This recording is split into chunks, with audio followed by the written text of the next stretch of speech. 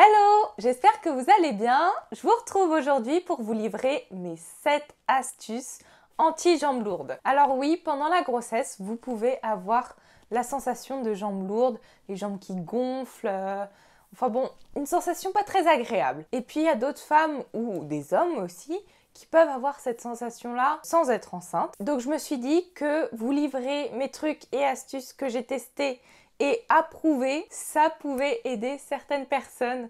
Donc je vous livre tout ça aujourd'hui dans cette vidéo. Avant de vous livrer mes petites astuces, je voulais vous expliquer juste pourquoi on a cette sensation de jambes lourdes. Quand on est enceinte, on produit beaucoup plus d'hormones qu'habituellement. Et du coup, ces hormones vont favoriser la rétention d'eau et aussi on va produire, je sais pas si on dit produire, mais en tout cas notre volume de sang va augmenter. Comme on a plus de sang, nos veines elles vont se dilater et elles vont avoir moins de tonus pour faire remonter le sang des pieds jusqu'à notre bassin. Un dernier élément qui joue aussi sur les jambes douloureuses, c'est la prise de poids. Parce que oui, quand on est enceinte, on prend pas mal de kilos et du coup, cette pression des kilos en plus va être exercée sur nos jambes. Ça va pas du tout nous aider à faire circuler le sang dans nos jambes. Voilà, donc c'était juste un petit point avant de vous présenter mes astuces. Donc, c'est parti! Première astuce, c'est d'éviter de rester dans la même position trop longtemps. Que ce soit assis ou debout. Moi personnellement, ce que je fais, c'est que le matin, je fais 10 minutes d'étirement. À la base, je faisais ça tous les matins avant d'aller au boulot parce que ça me faisait du bien. Mais aujourd'hui, je trouve ça vraiment utile. Donc si ça vous intéresse, je vous ferai une vidéo sur les étirements que je fais dans ma morning routine. Ensuite, ce que je fais, je vais marcher plusieurs fois dans la journée. Pas longtemps parce que bon, quand on est enceinte, on peut pas trop aller marcher longtemps. Mais je vais 10-15 minutes le matin, 10-15 minutes le midi, 10-15 minutes le soir.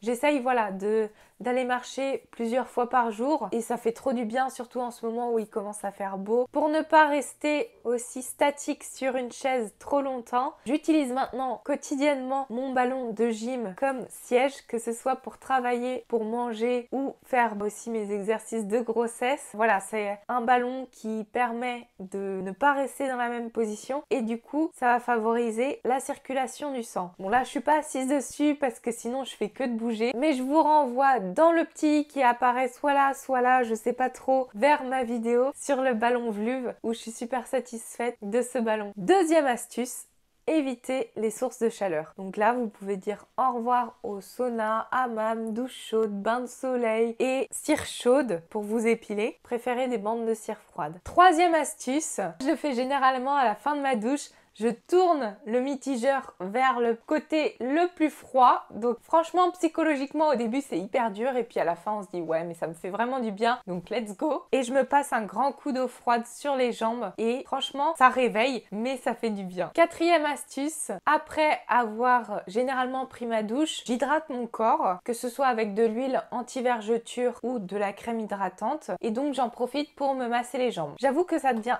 un petit peu plus compliqué à bientôt 8 mois de grossesse parce que on a un bide qui commence à être un peu volumineux. Donc si vous avez un mec super sympa, vous lui demandez de l'aide. Cinquième astuce, je vous invite à porter des chaussettes, des bas ou des collants de contention. Alors vous allez me dire, ouais c'est pour les papis-mamies et tout. No judgment. Franchement, les collants de contention, moi c'est ce que je prends. Et quand on porte une petite robe, ça va très bien avec et c'est super résistant par rapport à des collants qu'on peut acheter en supermarché. Quand vous avez une ordonnance, vous les achetez en pharmacie et ils sont remboursés à 100%.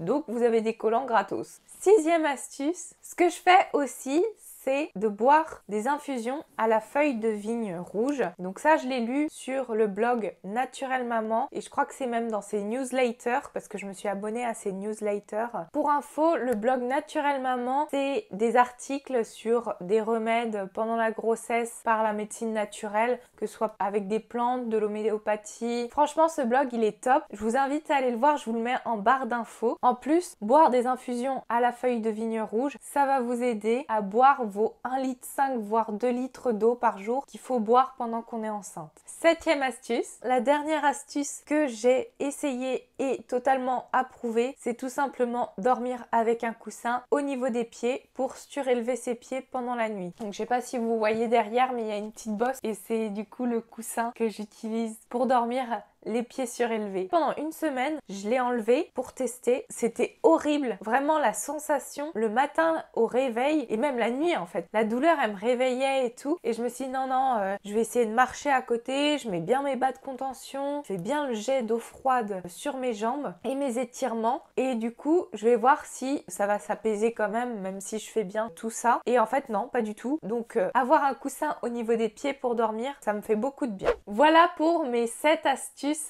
anti-jambes lourdes. J'espère que ces astuces vont vous permettre aussi de vous soulager cette sensation qui est pas très agréable, on va se l'avouer. Si vous êtes arrivé jusqu'ici dans ma vidéo, c'est probablement qu'elle vous a plu. N'hésitez pas à liker la vidéo et à vous abonner à ma chaîne pour m'aider à faire grandir mon projet. Un grand merci pour votre soutien et je vous dis à très vite. Ciao, ciao!